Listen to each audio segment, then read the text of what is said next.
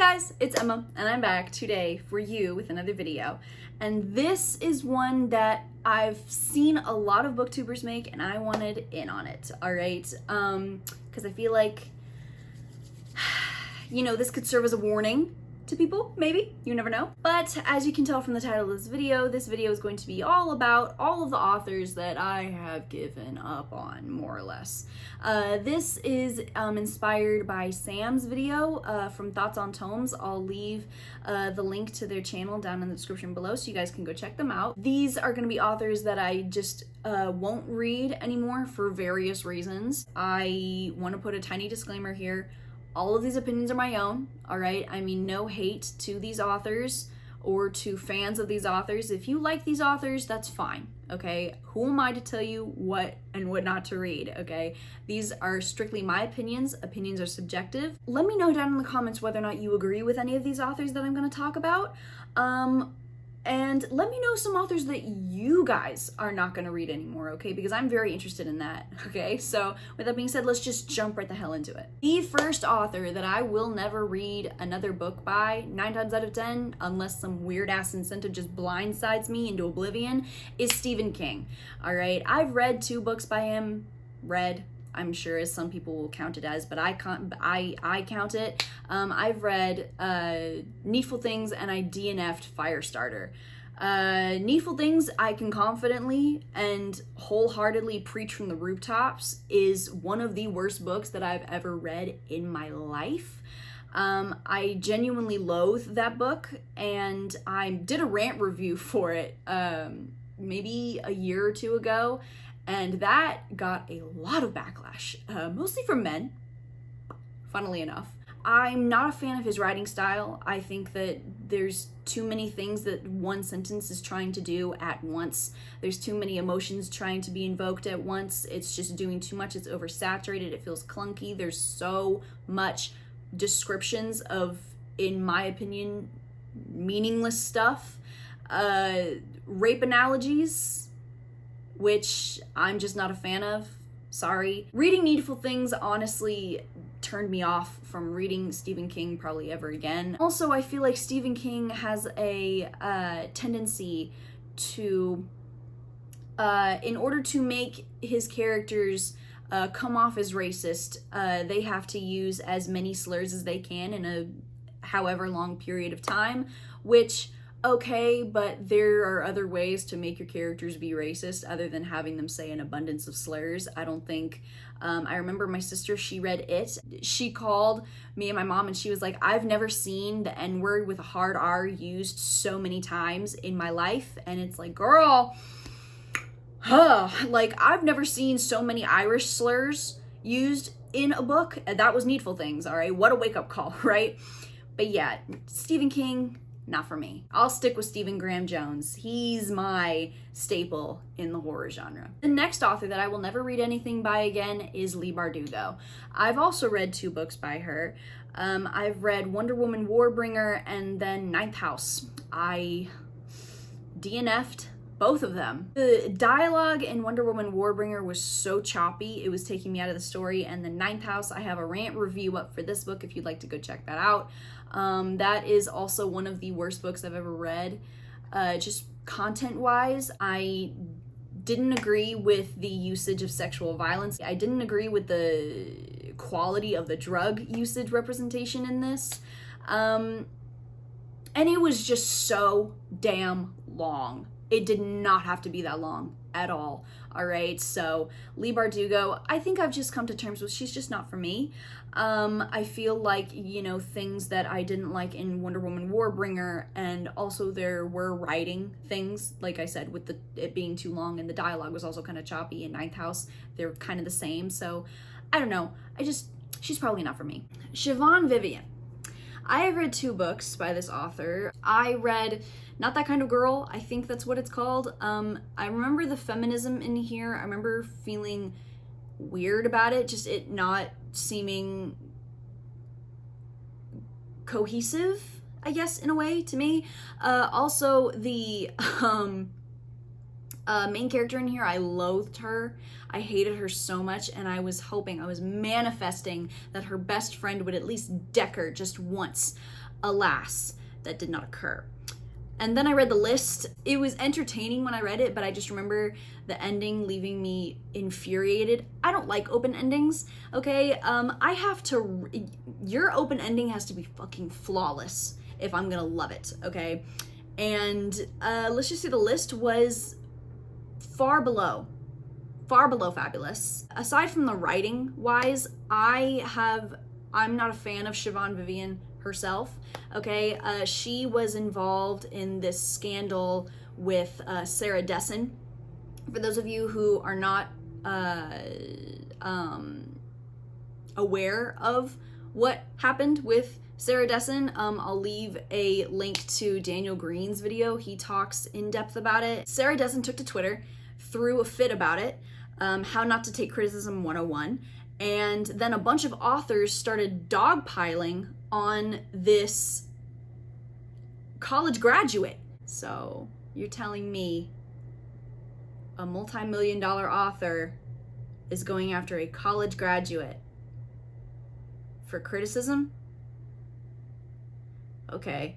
But the reason why I have a bone to pick with Siobhan Vivian about this is because she went on Twitter in Sarah Dessen's defense, and what did she say? She said, quote, youngins, you might want to close your ears, fuck that fucking bitch. It wasn't just Siobhan Vivian, it was a multitude of other authors, Sarah Dessen included, but none of these authors that I know of have apologized for this behavior. If so, then that's my bad, but you guys can let me know in the comments below. But that is why I have a bone to pick with Siobhan Vivian. Why is a public figure going after a non-public figure? So no, just no. Siobhan Vivian, you can stay away from me. Thank you. Now we have Adam Nevill. I've only read one book by him, and it was atrocious. Okay, I read The Ritual by him. I saw the movie first. Probably a mistake, but wow, is the movie so much better than the book. There were so many run-on sentences and fragments that it honestly felt reminiscent of, I feel like I've said this before about this book, it felt reminiscent of a second grade student's writing, which is honestly an insult to second graders because I've read second graders' essays that are better than this book. The monster was weird. The plot was just going in a very strange direction. And honestly, the friends, if you have friends like the four main characters in this book, friends, get yourself some new friends, all right? These are not your people. These are not who you need to be hanging out with, all right? They will leave you in a Scandinavian forest to die, to perish. I'm just not interested in reading any more of Adam Nevill's books. That was just a step in the wrong direction, my friend. The next author that I will not be reading from again is Maggie Stiefvater. I've read 4 of her books. I have read the first 3 books in the Shiver series. I don't know if it's the trilogy or a series, but I've read Shiver, Forever, and Linger, or Shiver, Linger, and Forever, with either one. And I have read the Scorpio Races. The Scorpio Races is one of my favorite books of all time. However, I do not recommend it on my channel, or I try not to, and I try not to recommend any Maggie Stiefvater books on my channel anymore. I think the Scorpio Races is well written. I love it. Like I said, it's one of my favorites. Shiver was good. Forever and Linger were very lackluster, but that's beside the point. First of all, the racist joke in the Raven Cycle, the other series that she's done,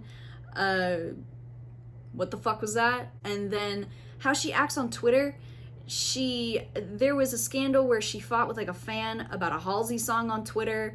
There was another scandal where she fought with other fans on Twitter. I want to say there was another scandal where she fought with other fans on Twitter. It's just like, why are you fighting people on Twitter, Maggie? Let me not. Okay, so it's a whole thing of appropriateness, and someone take Miss Stiefvater's Twitter away, please. Those scandals ruined her for me, I'm sorry. The next one we have is Neil Gaiman. Neil Gaiman is a monster of the fantasy world. He is a bulwark in the genre, and I recognize that. He's just not for me. I've tried 3 of his books. I DNF'd 2 of them, and the other one was kind of lackluster. My thing with Neil Gaiman, personally, I feel like he has good stories, but at least in the stories that, or the books that I've read, he doesn't really know how to end them or execute them articulately. I tried Stardust because I loved the movie. In Stardust, there are so many different plot lines working around that like interweave and connect at the very end, and I saw evidence of that in the book, but I just feel like the movie did it so much better in the book. The book was so cluttered, it was exhausting for me to like sift through everything in the book. Then I read M is for Magic, I want to say, or M for Magic, I'm not too sure, but this is what it is. It's like an anthology. I DNF'd it because it was just unsatisfying. And then I read Good Omens by Neil Gaiman and Terry Pratchett. Everything was good up until the very end. The ending was so unsatisfying. I was like, you did what? You had all of this and you did that? In my experience with Neil Gaiman, he either doesn't know how to end his books or his endings actually are so unsatisfying that the rest of the book is unfortunately dulled in comparison. The next one that I have, I don't know how to pronounce the last name, Tiffany Reisz. The book that I've read by her is The Siren. I have a rant review up for this one. This book, in my opinion,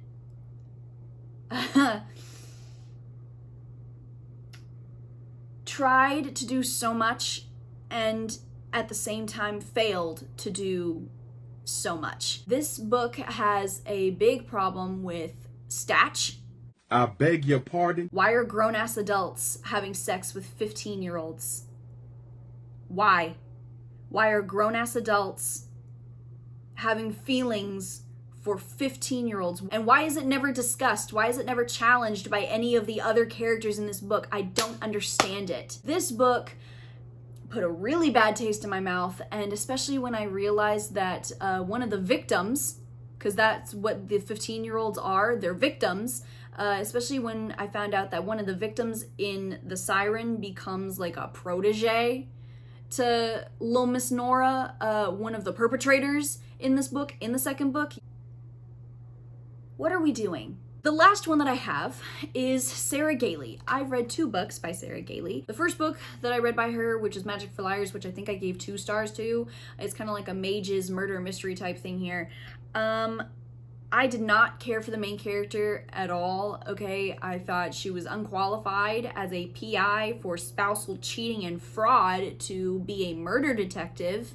I don't know what math y'all did, but it's not adding up for me, all right? I don't know how she got there, and it was like the whole thing of like, oh my gosh, if I solve this, then I'll be able to actually be a murder detective. And the entire time she was treating this murder case as kind of like a fun little experiment for her to get more experience, and it's like, bitch, you're playing with somebody's murder, screw you. And then the ending sucked. The reason why I hated the ending is more subjective, which you can dismiss this if you want, but it is how I feel ultimately. I finished this book around the time when Roe v. Wade had been put back on the table to be overturned, and something that happens at the end of this book just put a really foul ass taste in my mouth with abortion.